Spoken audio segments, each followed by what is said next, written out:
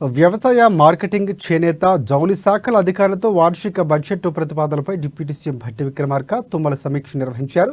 గత ప్రభుత్వం అధికారంలోకి వచ్చిన నాటి నుంచి రాష్ట్రంలో నిలిచివేసిన వ్యవసాయ పథకాలు ఏంటి, అందుకు గల కారణాలను డిప్యూటీ సీఎం సమావేశంలో వ్యవసాయ శాఖ అధికారులను కోరారు. ఇక కేంద్ర ప్రభుత్వంలో మ్యాచింగ్ ద్వారా వచ్చే పథకాలు నిధుల సద్వినియోగం చేసుకోవాలని వ్యవసాయ శాఖ మంత్రి తుమ్మల నాగేశ్వరరావు అధికారులకు తెలిపారు. పంటల బీమాలో కేంద్ర రాష్ట్ర ప్రభుత్వాల వాటాలు, రాబోయే సీజన్కు పంటల బీమాకు సంబంధించి పిలవాల్సిన టెండర్లపై కూడా చర్చించారు. రాష్ట్రంలో ఉమ్మడి జిల్లాలో ఉన్న వ్యవసాయ కళాశాలలు, ఇప్పటికే కళాశాలలు లేని జిల్లాల వివరాలను కూడా డిప్యూటీ సీఎం సమావేశంలో తీసుకున్నారు. సీడ్ డెవలప్మెంట్ కార్పొరేషన్ కార్యకలాపాలపై ఆరా తీశారు.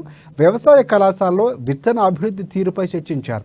రైతు సంక్షేమం కోసం పెద్ద ఎత్తున నిధులు ఖర్చు చేస్తున్నాం, అయితే వ్యవసాయం అభివృద్ధికి చేపట్టాల్సిన చర్యలపైన దృష్టి సారించాల్సిన అవసరం ఉందని డిప్యూటీ సీఎం తెలిపారు.